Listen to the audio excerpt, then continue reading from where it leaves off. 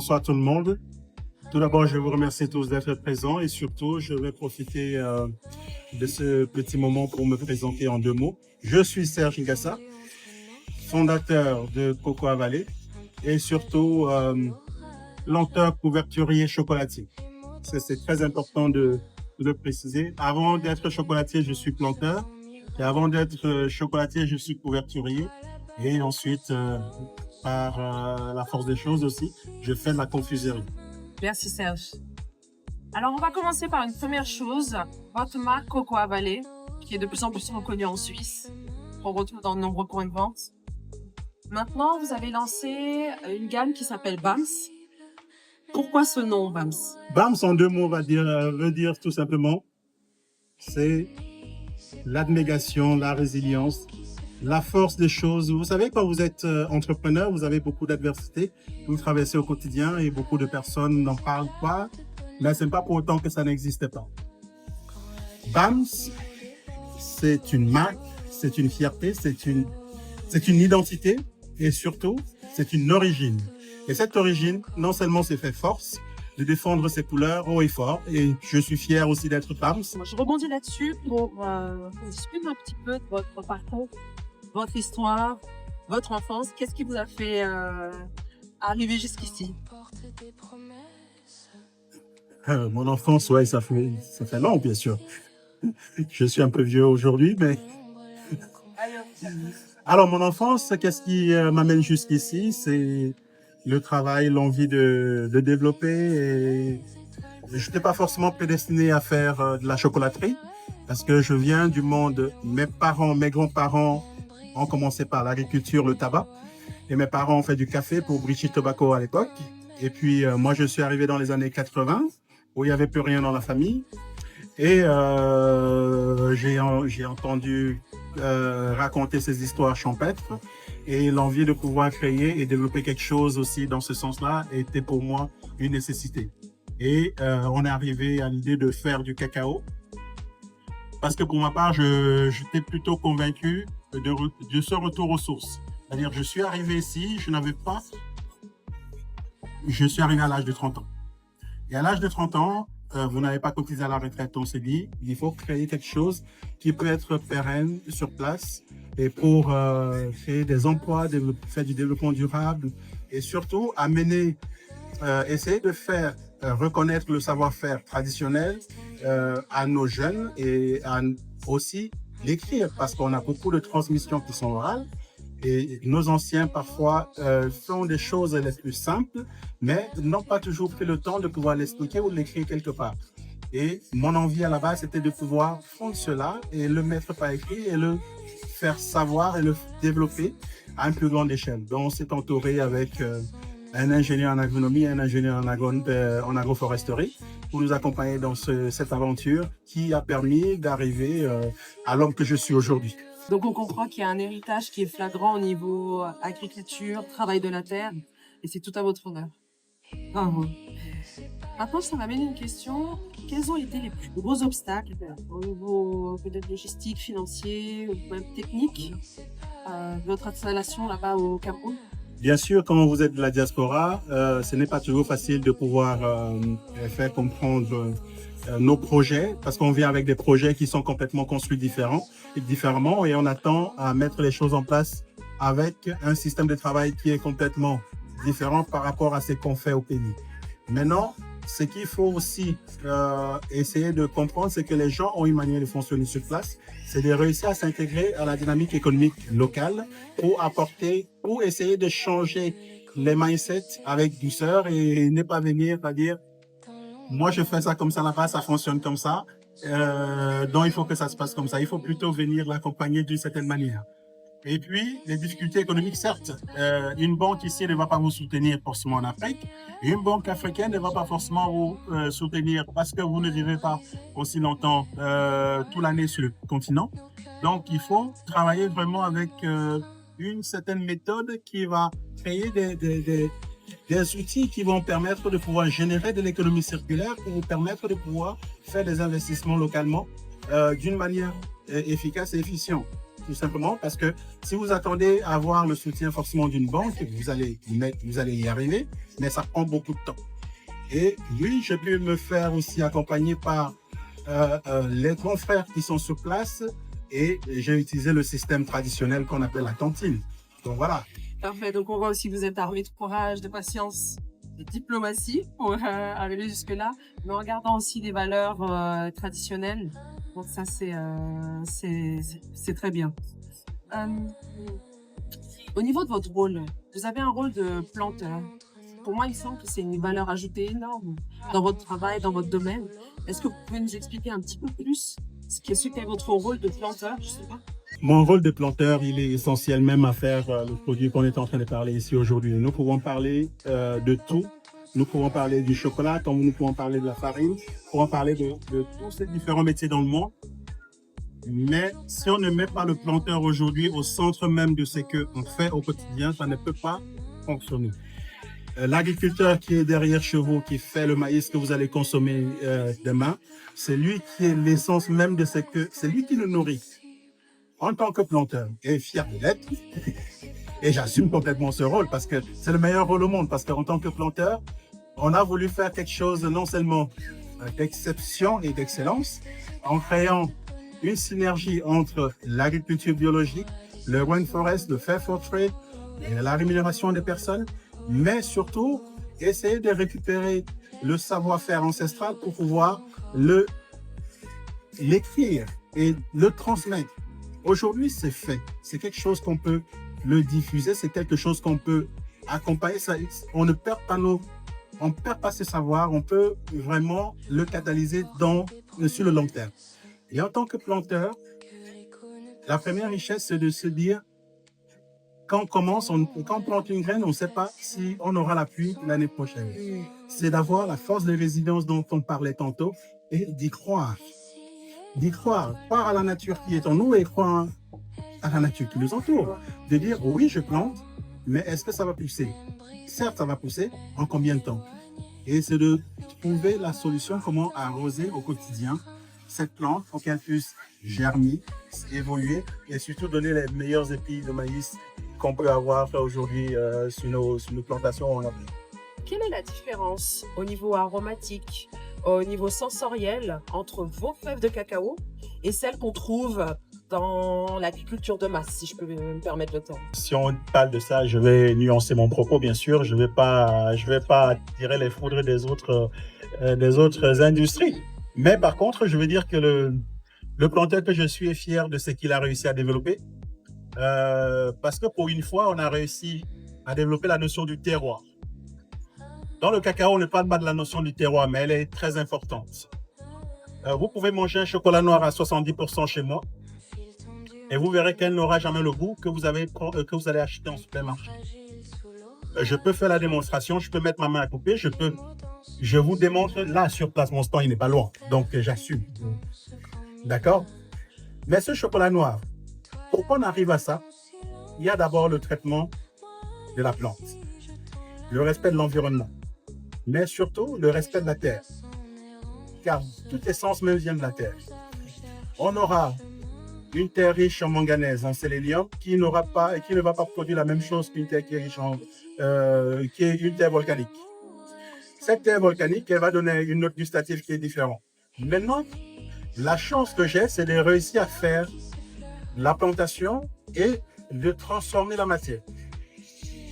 L'industrie ne va pas forcément avoir la possibilité de faire toutes ces étapes-là parce qu'elle va prendre un peu de ci, un peu de là. Pourtant, l'agriculteur a fait un travail d'excellence. Il a pris le temps de fermenter ses fèves en faisant une fermentation acétique pour ne pas dépasser les 40 degrés, avoir une note gustative qui est unique. Mais derrière, on va mélanger ces produits avec les différents autres pour pouvoir faire un batch. Or, ce que nous amenons ici, c'est de dire, si demain, nos planteurs ont développé la matière, la fermentation comme elles font au quotidien, et le transformer eux-mêmes, auront fait eux-mêmes la maîtrise de respecter la note gustative qu'elles ont créée, parce que la fève à la base, elle n'est pas amère. La fève à la base, elle n'a pas ce goût où on a l'impression que c'est du café. Elle est riche en astringence, elle est riche en notes florales, elle est riche en texture gustative, Elle est fondante en bouche. Lorsque vous le prenez en fin de bouche, vous avez le côté floral qui va prendre le dessus. Et lorsque vous la fermentez dans les fèves de banane plantain, elle aura des notes gustatives qu'on n'aura pas ailleurs. Donc, et c'est cette note gustative qu'on va essayer de garder dans nos produits. Et qu'on va retranscrire en faisant la torréfaction basse température séquentielle pour venir n'est pas brûler les saveurs même, mais développer la note d'aromatique.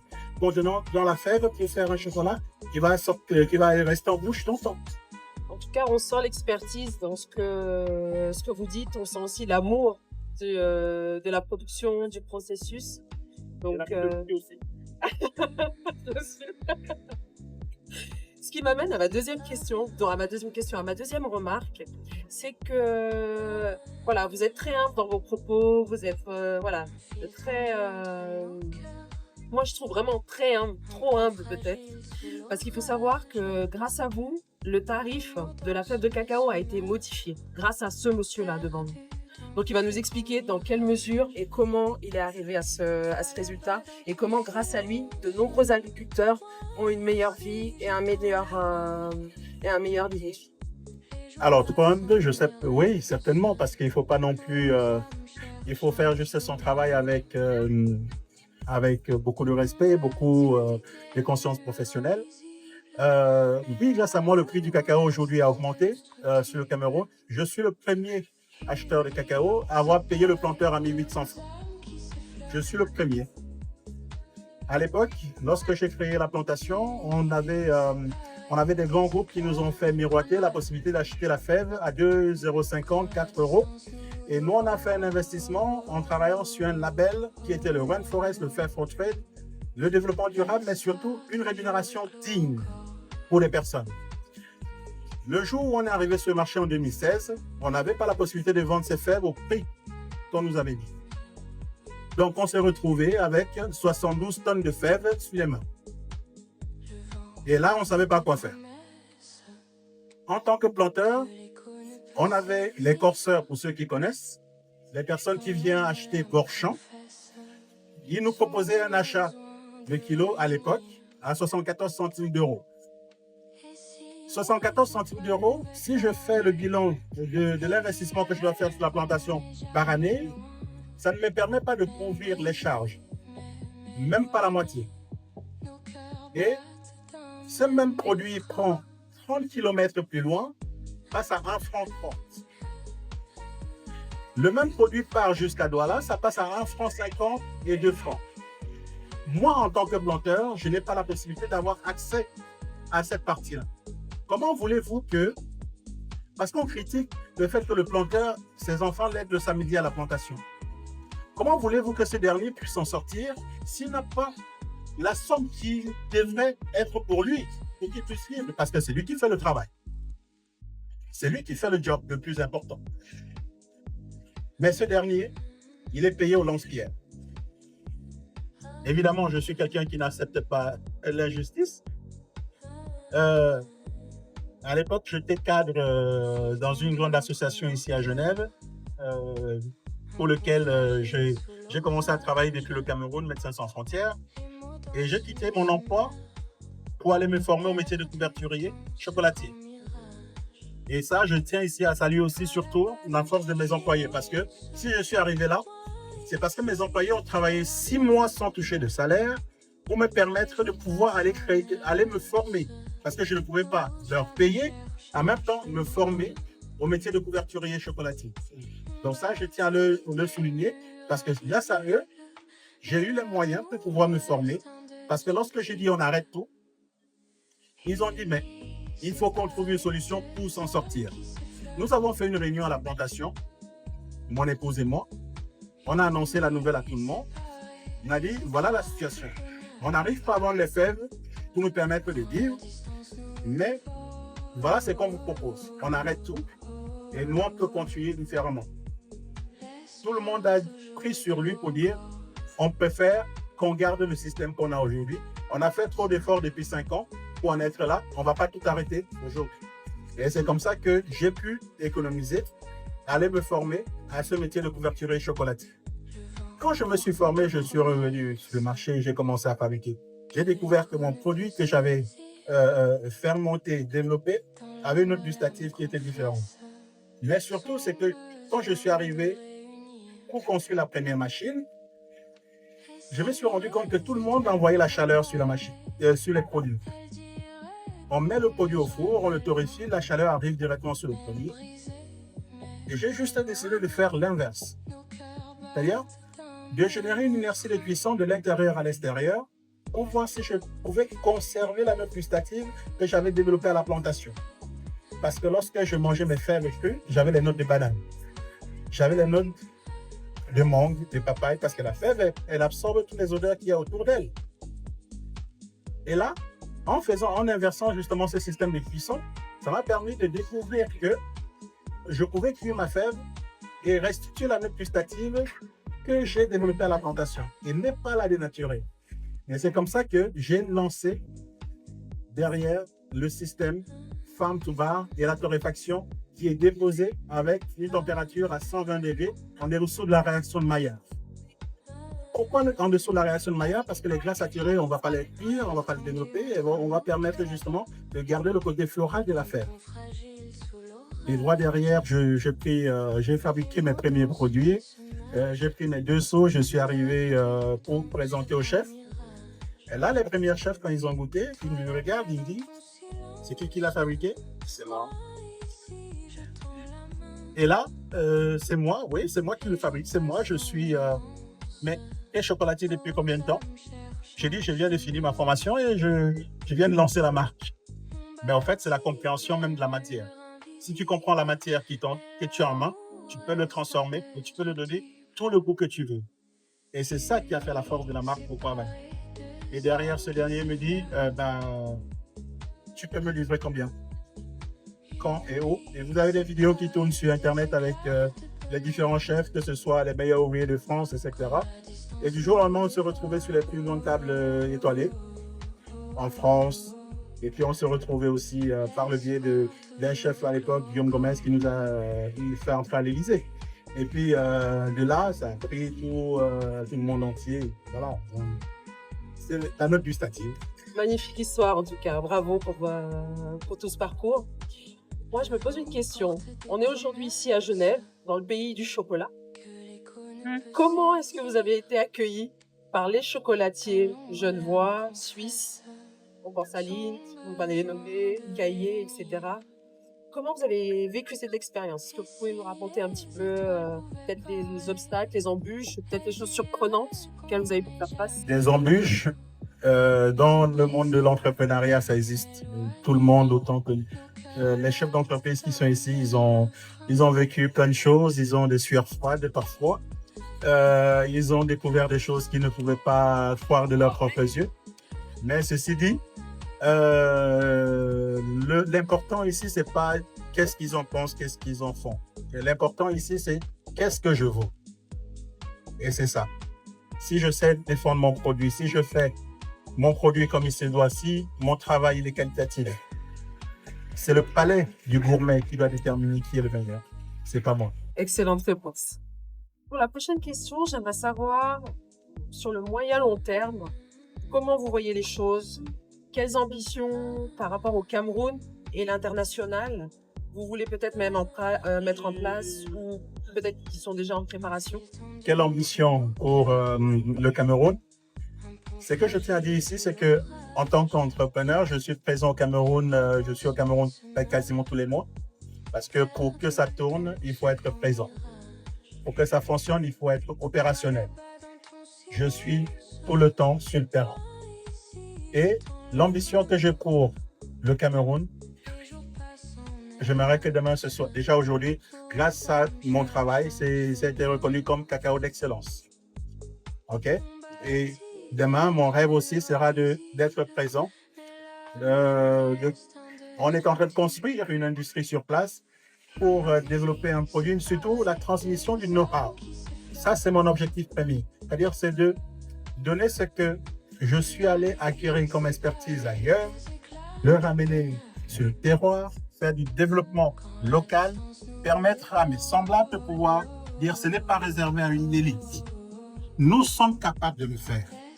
Je le fais. je le fais, je suis maître couverturier chocolatier, confiseur. Je l'ai démontré ailleurs, ici, et on peut le faire.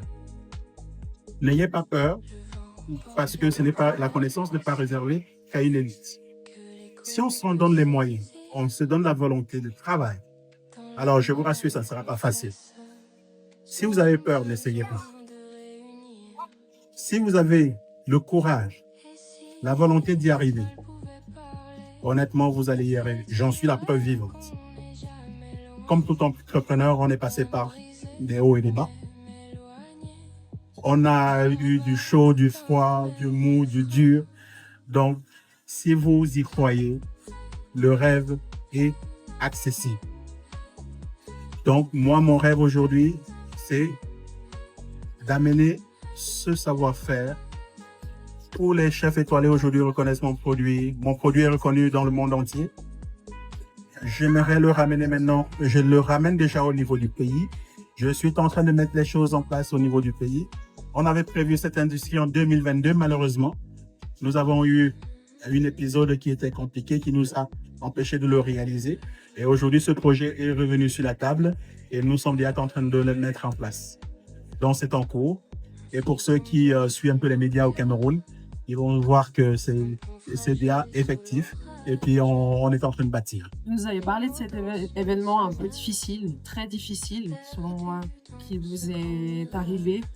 Moi, je pense que les personnes, elles ont peut-être envie d'entendre ce qui vous est arrivé et de quoi vous vous êtes relevé et comment vous avez fait pour en arriver jusque-là. Wow. Seul un chef d'entreprise peut comprendre ce que, par où je suis passé, par ce qu'on a pu avoir comme épisode.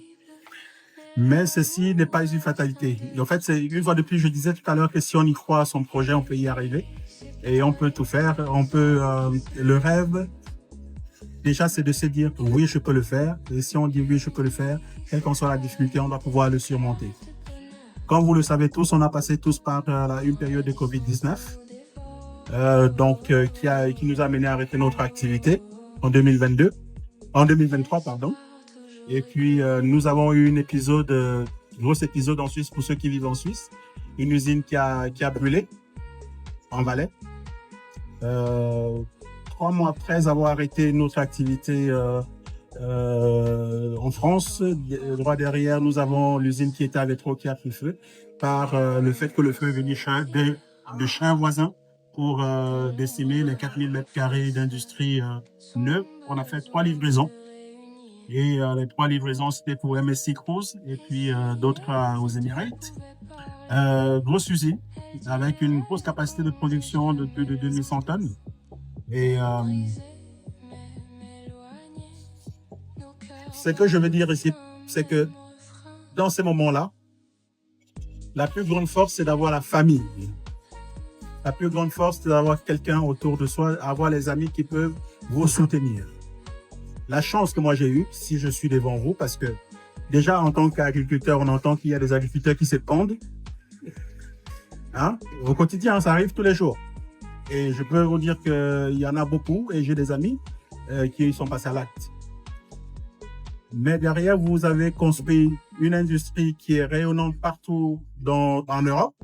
Et du jour au lendemain, à cause d'une Covid-19 et le fait que l'un de nos gros clients nous a fait faillite, on s'est retrouvés nous aussi entraînés dans cette problématique. On a dû fermer notre industrie en France. Donc vous passez de tout, c'est-à-dire toutes les chaînes de télévision en Europe qui parlent de vous, à plus rien. Et 3 mois après, vous avez l'autre usine où vous dites que non, là quand même j'ai assuré mes arrières, je peux quand même rebondir. Par contre, ça prend feu. Le feu vient de chez un voisin, c'est même pas de chez vous. Dans une incompréhension totale. Une incompréhension totale. Donc, ouais, là, sur cette période-là, on a la chance de se dire on est entouré. La chance pour moi, c'était d'avoir mon épouse, des enfants. Parce que grâce à ma famille, grâce à mon épouse, je suis devant vous parce que je crois que j'ai été surveillé comme le lait sur le feu pendant quelques mois. Elle bougeait, elle revenait tous les 2 minutes. Déjà, tu restes avec papa, hein, tu ne bouges pas. Parce que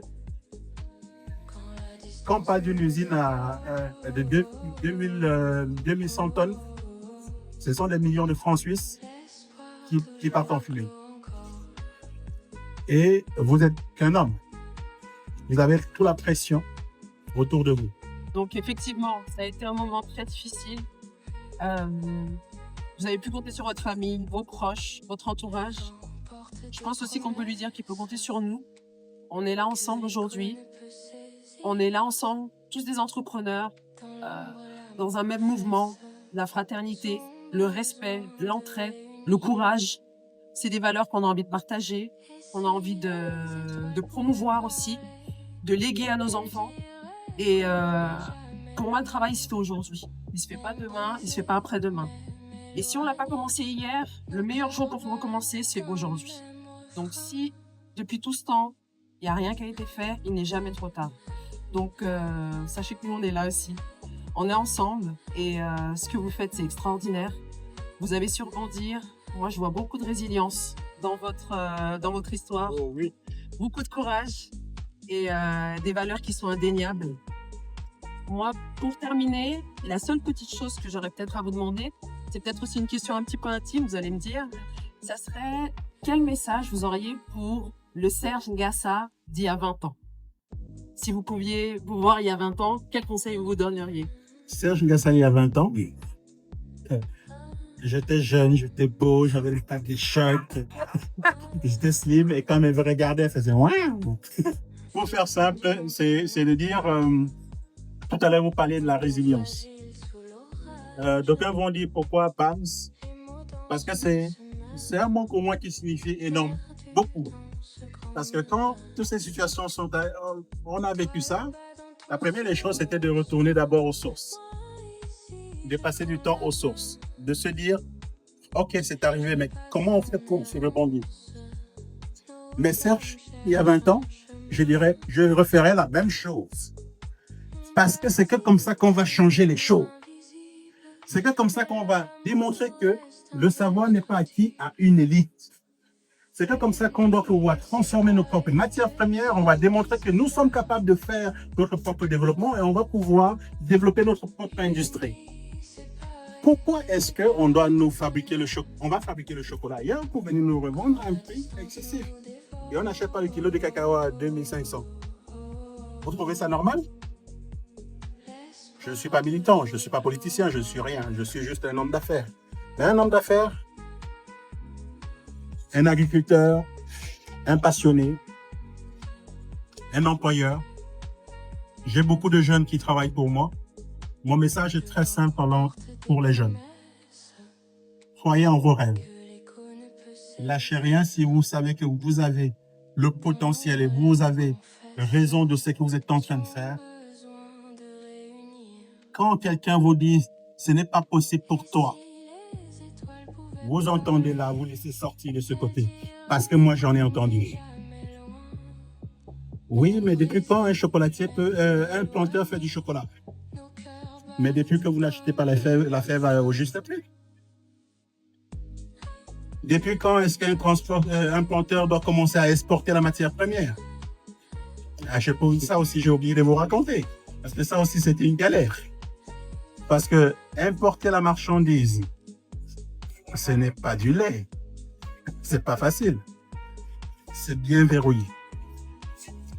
On a une industrie qui plante, qui récolte, qui fermente. On a l'autre qui doit amener jusqu'à l'autre point, l'autre qui va récupérer sa marge, l'autre qui va exporter, etc. Petit planteur que je suis, comment tu fais pour arriver à exporter ta matière première jusqu'à pouvoir vendre ton produit sur le marché international? Donc, c'est pas possible. Donc, tu es obligé de vouer à rester dans la pauvreté. Et ça, je dis non. Je dis non parce que c'est à nous de faire quelque chose. En tout cas, moi, je prie mon parti, c'est de faire de cette difficulté une force. De faire de ça une résilience. Mais surtout, pas dans le militantisme à 2 balles. De le démontrer par ce que je sais faire. de dire voilà ça, goûtez et dites-moi si d'entre vous faites mieux que moi. Et si vous faites mieux que moi, je m'aligne, je pars encore à l'école, me former. D'accord? Et aujourd'hui, ça fonctionne. Et c'est démontré par A plus B. J'ai la fierté aujourd'hui de dire que je ne suis pas novice sur ce marché. Ça va faire bientôt 10 ans que je fais ça. Et que je suis toujours là, malgré tout ce qu'on a parlé tout à l'heure des hauts et des bas.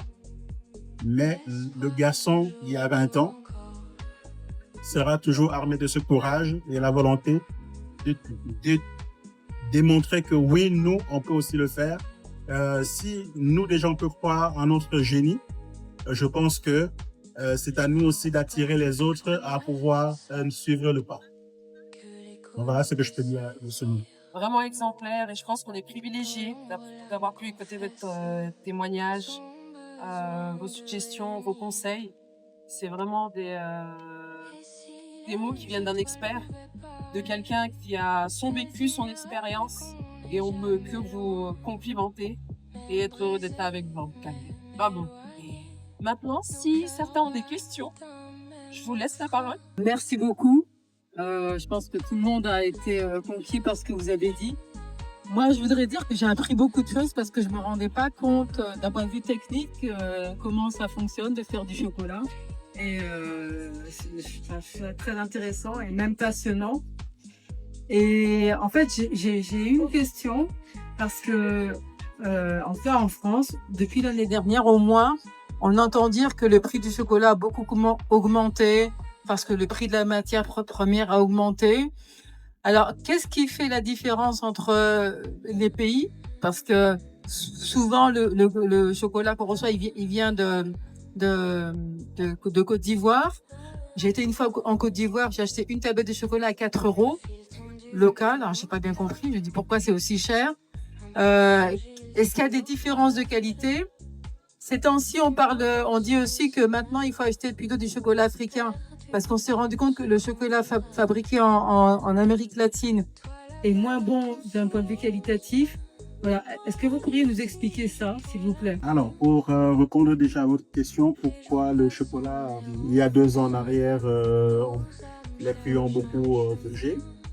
Il faut déjà dire que quand un planteur n'est pas bien rémunéré, il va arrêter d'en prendre soin. Et s'il arrête d'en prendre soin, on aura la dégradation des plantes et puis on aura aussi la problématique des maladies parce qu'aujourd'hui, il y a des variétés de cacao qui sont beaucoup plus attaquées par des différentes bactéries. D'accord? Et il y a aussi le fait que dans d'autres pays, ils ont réussi à tirer leur épingle du jeu par rapport à d'autres parce que il y a le marché ivoirien, par exemple, c'est un marché qui est régi par le gouvernement. OK? Et le Cameroun, c'est un marché qui est libéral. Donc, ce qui fait qu'on a vu les prix du cacao au Cameroun qui atteint les 6 000 francs CFA le kilo. En Côte d'Ivoire, on était toujours à 1 800 et 2 000. Mais cependant, il y a quand même un différentiel qui est versé aux planteurs ivoiriens. Il y a les produits qui est fourni par l'État, que à l'inverse, au Cameroun, c'est le planteur qui doit se débrouiller pour s'en sortir. Donc, ce qui fait que les pays se ressemblent et sont aussi différents. Le cacao qui vient d'Amérique latine, c'est un cacao qui est certainement différent. Les terres ne sont pas les mêmes. On va dire que c'est moins bon. Je dirais non, c'est pas forcément moins bon parce que l'origine même du cacao vient de l'Amazonie, de l'Amérique latine. Donc, tout le monde s'en souvient de l'histoire du cacao. Donc, on parle de la boisson des dieux. D'accord? C'est le breuvage des dieux, des seigneurs. Donc, si vous mangez 5 fèves par jour à la fin de la journée, vous aurez l'hormone du bonheur qui va déclencher. Donc, et puis, il y a les chamans sud-américains qui travaillaient avec ce produit à l'époque pour pouvoir entrer en transe, pour communiquer avec leurs ancêtres, etc. Donc, c'est pour ça qu'on parle de la boisson des dieux. Cependant, durant toutes ces années, il y a eu beaucoup de changements sur le traitement des plantes, etc. Et aussi des variétés qui sont arrivées sur le marché qui n'étaient pas forcément des variétés ancestrales. Il y a plus de 250 variétés de cacao, mais il y a des variétés qui sont plus sensibles au cadmium, qui est une maladie qui va attaquer certains types de cacao dans les pays d'Amérique latine. Et puis, par rapport à ce qu'on doit avoir dans certaines zones aussi en Afrique, c'est-à-dire ces plantes-là qui sont faibles, qui ne sont pas les variétés ancestrales, vont avoir beaucoup plus de sensibilité à avoir ce genre de problématique. Donc voilà un peu ce que je pourrais apporter comme réponse à vos 3 questions. Bonjour, merci beaucoup, c'était vraiment passionnant. J'ai une question en tant qu'agricultrice qui plante du cacao. Comment on fait pour travailler sur les espèces? Parce que justement, où est-ce qu'on va en trouver? Moi, je viens du Cameroun aussi. Et on arrive très bien à travailler sur la qualité. Nous, on fait de l'agroforesterie. Donc, on n'a pas ces problèmes, mais on aimerait vraiment savoir, comme on n'est pas expert que ça, comment on peut accéder à des plans, vraiment les plans ancestraux dont vous parlez. Merci. Alors, pour répondre à cette question, ces plans ancestraux, pour ma part, pour notre plantation, elle vient des anciennes plantations dont pendant les 50 dernières années n'ont pas été touchées. OK? Et on parle de ça dans la zone de l'ouest du Mbamekim, où on a des zones, des forêts, où il y avait des anciennes variétés dans les années 40 qui ont été plantées là par des personnes, je ne vais pas dire des expatriés qui étaient dans cette zone. Pour la question politique. Et puis, nous, on a pu avoir la possibilité d'accéder à ces variétés de Criollo, de Forastero et de Trinitario, qui étaient vraiment les variétés primaires. Et lorsque la différence est aussi sur la plantation, parce que lorsque vous achetez, on a fait nous-mêmes notre pépinière, c'est pour ça qu'on travaille avec un ingénieur en agronomie, un ingénieur en agroforesterie, pour pouvoir respecter vraiment l'essence même de ces plantes, les études que nous avons réussi à apporter dessus pour que ça réponde à une qualité qui nous convenait. Mais bon, par contre, il faut mettre plus de temps avant de récolter. Nous avons mis plus de 5 ans avant de récolter les premiers cabosses. Or, à l'inverse, si vous achetez vos plantes dans les institutions qui préparent ce genre de plantes, en 3 ans, vous commencez à avoir les premiers cabosses. Donc, ce n'est pas les nôtres. Donc, nous, on a travaillé d'une manière complètement différente. On a fait le choix d'aller sélectionner ces plantes qui étaient abandonnées et les anciens nous ont aidés parce que bien évidemment je suis en train de parler de tout ça comme si ça faisait 100 ans que je vivais. Non, ce sont des personnes qui ont travaillé avec mes grands-parents, mes parents, qui nous ont indiqué dans telle zone à l'époque on voyait qu'il y avait les cacaoyers qui nous ont permis d'avoir accès à cela. Et lorsqu'on est allé voir, du coup, nos ingénieurs nous ont accompagnés à pouvoir le mettre en place comme il se devait, faire une pépinière complètement différente par rapport à ce qui se faisait à l'époque en 2010. Et nous avons développé notre pépinière dans ce sens. Comment vous dire où est-ce que vous pouvez en trouver? Aujourd'hui, moi, je ne vends pas de pépinière. Mais par contre, je sais qu'il y a l'IRAD au Cameroun qui travaille sur un projet de retour aux sources pour pouvoir avoir quelque chose qui peut ne pas souffrir des problématiques climatiques demain. De pouvoir aussi avoir 5 ans avant de commencer à produire une cabosse, etc. Et puis après, ils vont travailler sur le greffage. Ça, c'est l'information que j'ai. Et puis, je n'ai pas plus pour l'instant. Merci beaucoup pour votre réponse. Juste une question, où est-ce qu'on peut acheter votre chocolat? Alors, on peut trouver nos produits ici au salon. Bien sûr, nous avons un site internet marchand. Et puis, très prochainement, à partir du mois d'avril, on va travailler pour l'ouverture d'une boutique qui sera directement soit à l'usine, soit quelque part en ville. Mais aujourd'hui, c'est que par vente par correspondance. Et puis, on aura des pop-up comme ça qui seront présents chez différents manors et autres avec qui on est en train de travailler pour la distribution. Donc, les pop-up, comme vous voyez là, BAMS. Mais bon, BAMS, c'est normal, hein. Bam, bam, bam. Imprime. J'ai une autre question. Quels sont les différents produits? Excusez si j'insiste. Tout simplement parce que j'ai eu l'honneur de découvrir votre produit. J'avais souvent acheté, il me semble que vous aviez des boîtes. Comme on appelait des boîtes, c'est, je sais pas, des ganaches. Ah oui, les ganaches. Que nous avons l'habitude d'offrir à certains de nos autres marques. Donc, est-ce que vous produiriez à l'avenir encore des ganaches? Je voudrais savoir si vous avez les mêmes produits que ceux qui existaient antérieurement. Merci. En effet, pour répondre à cette question, oui, nous aurons toujours, nous allons toujours faire toute la gamme. En fait, à la petite différence que vous pouvez voir, c'est que Cocoa Valley, c'est la marque premium et qui va mettre en place les boutiques. PAMS, c'est la marque qui va être distribuée dans les points de vente, etc. et aussi dans nos boutiques. Les ganaches vont bien sûr suivre. On doit travailler lorsqu'on mettra la boutique en place parce que les ganaches, c'est hyper important de savoir que ce sont des petits bijoux en chocolat. Et ça, c'est les créations que j'adore faire. Ça, c'est la partie que...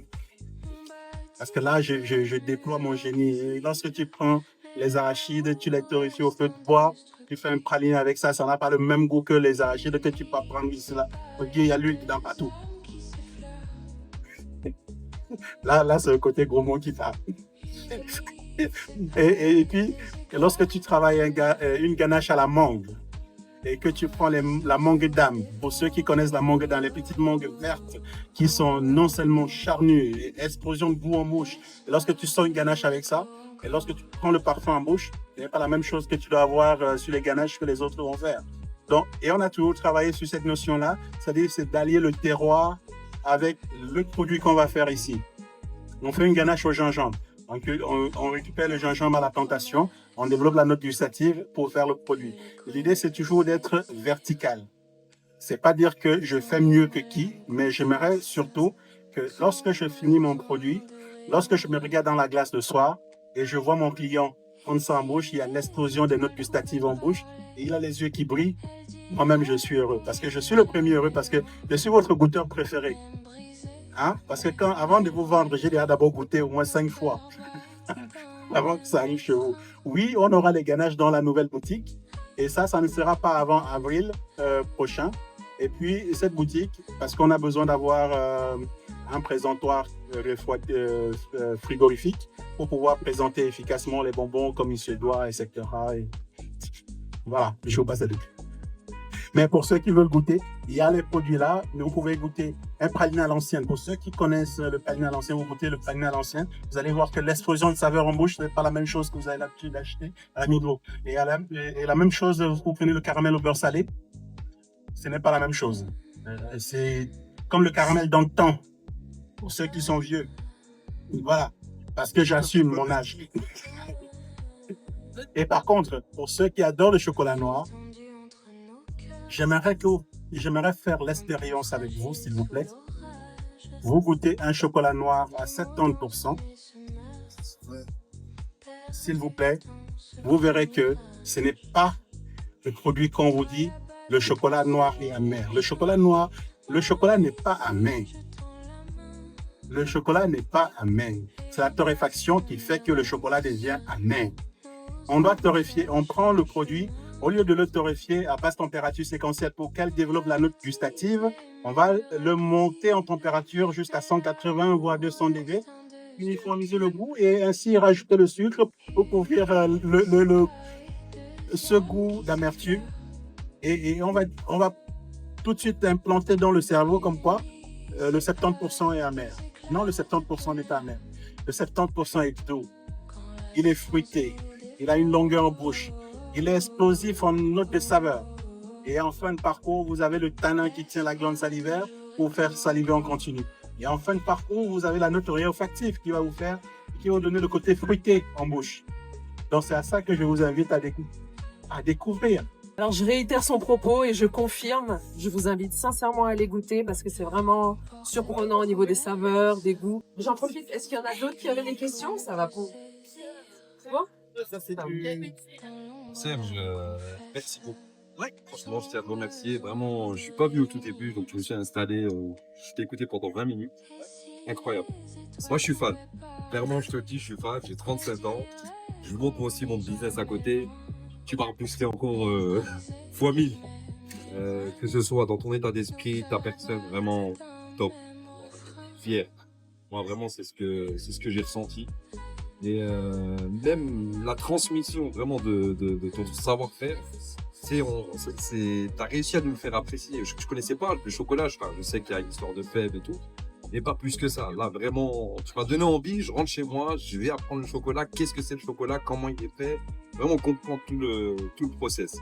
Moi, j'avais une question, parce qu'à un moment donné, tu as parlé justement de ces coûts, ces prix, à combien on vous achète le chocolat et combien on se fait de marge derrière toi.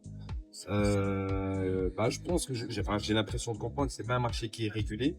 C'est-à-dire que, quand je dis régulé, c'est-à-dire qu'on peut l'acheter à un prix à un certain endroit, à un autre endroit. Après, bien sûr, peut-être qu'il n'y a pas la qualité. Moi, j'aimerais savoir justement pour éviter justement cette, on va pas dire de richesse, mais que les planteurs, ceux qui font vraiment le gros du travail soient bien récompensés à leur juste valeur. Ce qui est tout à fait normal en fait. On n'a même pas besoin de se poser de questions. Est-ce qu'il n'y a pas un système de collectivité où à un moment donné, peut-être l'État, ou je ne sais pas, ou vous-même, les planteurs, vous dites, on crée une grosse coopérative, peut-être qu'il y a un investissement derrière, je ne sais pas de quelle manière, pour justement avoir tous les mêmes prix et puis être sur la même rengaine. Moi, je le vois comme ça. Est-ce que ça se fait déjà ou pas, ou c'est pas possible? Oui, oui pour le Maroc, oui pour l'Afrique. C'est une Afrique qui gagne, c'est ça qui est génial parce qu'aujourd'hui, le Made in Africa prend le relais et de toutes les manières, rassurez-vous, aujourd'hui on est tous ici. Dans 20 ans, ça sera l'inverse. Et je vous le dis, pour ceux qui ne sont pas sur le continent aujourd'hui, je vous le dis, il y a un développement qui s'est fait en Afrique. Je suis sur le continent. Je travaille des deux côtés. Et je peux vous dire que tous les 6 mois, il y a une évolution dingue. Et la diaspora qui retourne pour faire un travail d'excellence sur le continent. Et je ne parle pas de moi, mais je vous parle des personnes qui posent des valises au quotidien. Et il y a énormément de choses qui sont en train de se faire en Afrique. Dans l'Europe de demain, c'est l'Afrique. Parce qu'aujourd'hui, on pense qu'on a du pouvoir d'achat ici, mais je vous rassure, c'est en train de s'inverser. Bon, petite parenthèse. Maintenant, je parle des choses sérieuses. Tout à l'heure, la question, c'était sur comment est-ce que on fait en tant que planteur pour pouvoir, s'il n'y a pas des choses qui sont mises en place pour que le prix soit maintenu, etc. À mon petit niveau déjà, ce qu'on fait, nous, c'est d'avoir augmenté le prix bord champ. Avoir démontré que il ne faut pas que le bénéfice reste d'un côté. Il faut redonner à ceux qui produisent au quotidien.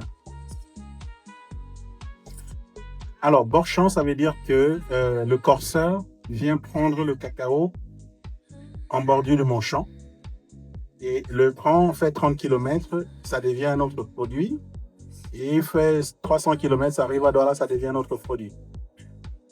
Toute cette chaîne a été mise en place pour pouvoir pour mettre le planteur toujours dans cette situation de ne pas trop gagner et de rester dans une condition. On lui donne un tout petit peu pour qu'il soit heureux, mais pas trop. D'accord? Mais moi, je ne vois pas le business dans ce sens-là. Ce n'est pas mon concept business. Moi-même, je suis planteur, donc je l'ai vécu. On me demande pourquoi tu as augmenté à 1800. À l'époque, c'était 900. Mais parce que lorsque je vois, après avoir pris la mer, l'avion, arriver de ce côté, ok, le produit est passé à 5000 euros. Le même kilo de produit est vendu à 70 euros. Ça vous coûte quoi de donner 3% de plus aux personnes qui bossent au quotidien? Et après, moi, je suis allé loin. Ce qu'on a décidé de faire, c'était d'organiser chaque année. Vous pouvez voir sur YouTube. J'ai réuni les chefs chocolatiers, les chefs d'entreprise, les acheteurs là, qui vendent le kilo de cacao, le kilo de chocolat à 100 euros, 110 euros. Venez avec moi à la plantation. Vous acceptez au quotidien que le planteur soit payé à tel prix, mais qu'est-ce que vous faites pour changer cela? Défrichons ensemble. Il y a les vidéos sur Internet. Vous tapez sur YouTube, Serge Ngassa, Cocoa Valley Cameroun. Vous allez voir, c'est sur YouTube. On dit, vous allez défricher 100 mètres carrés. Mes employés vont défricher 100 mètres carrés. On va voir en combien de temps vous allez défricher les 100 mètres carrés.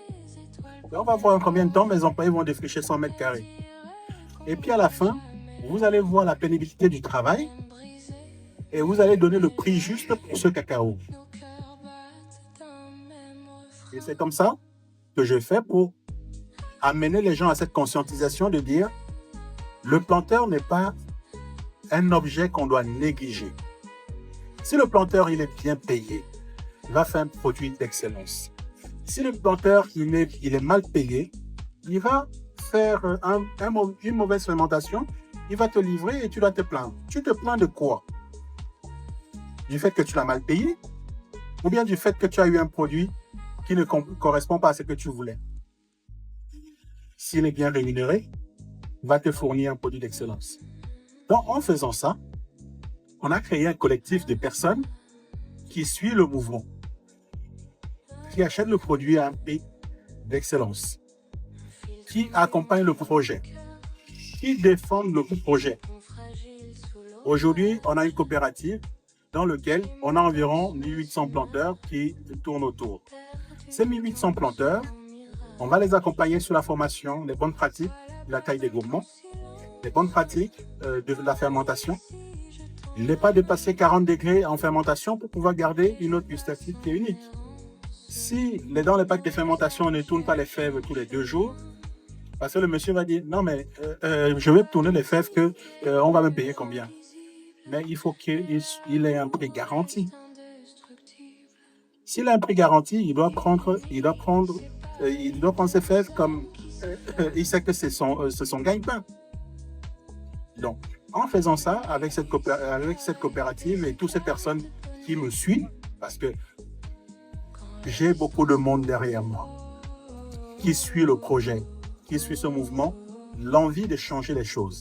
Ce n'est pas tous les chocolatiers qui sont dans cet état d'esprit de mal payer les planteurs.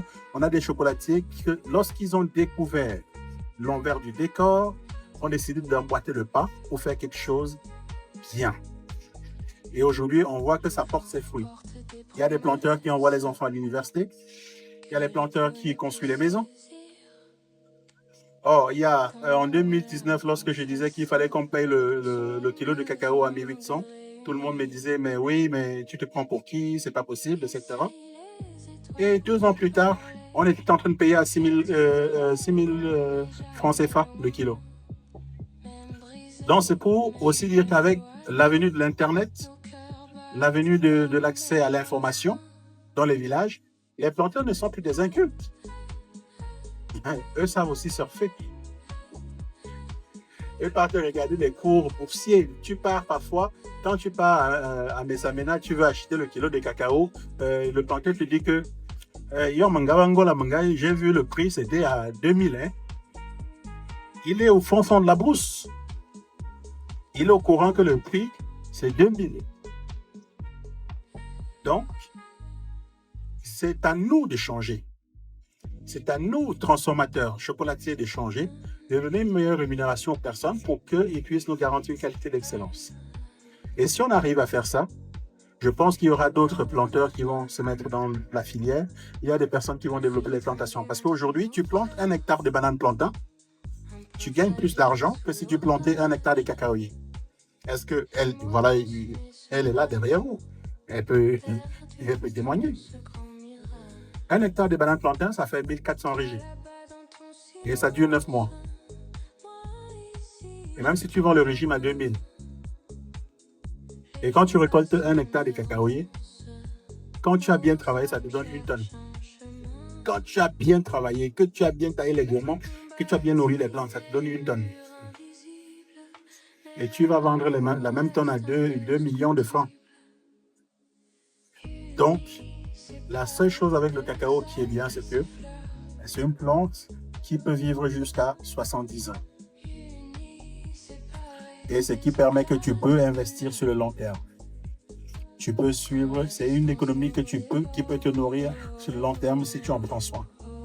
Mais par contre, beaucoup de personnes aujourd'hui préfèrent planter l'anacarde ou planter le palmier à huile ou bien parce que le palmier à huile qu'on décrit partout comme quoi c'est mauvais, dans les villages, les mamans utilisent ça. On consomme ça. C'est l'ultra-transformation de l'huile de palme qui n'est pas bon pour l'être humain. Mais la noix de palme, tu le prends en bouche, elle est exceptionnelle. Donc, si on prend vraiment ce schéma-là, je dirais qu'il faut juste que le planteur puisse être rémunéré à sa juste valeur et augmenter le prix hors champ pour un planteur. Ce serait par exemple de passer le kilo à 2000 francs CFA. Et puis, tout le monde serait content à la plantation, hein, pas voilà. Merci. Je pense qu'on va pouvoir clôturer. Est-ce que vous avez encore un mot à nous adresser ou adresser à tout le monde ici? J'ai un quiz. Le chocolat, c'était comment? La note fruitée. Qu'est-ce qu'on... Hein? Moi, j'ai une petite demande à vous tous et à vous, Serge. Parce que pour moi, on fait tous partie de votre aventure, on a envie d'en faire partie. Est-ce que ça vous dirait qu'on fasse tous ensemble une photo devant le stand?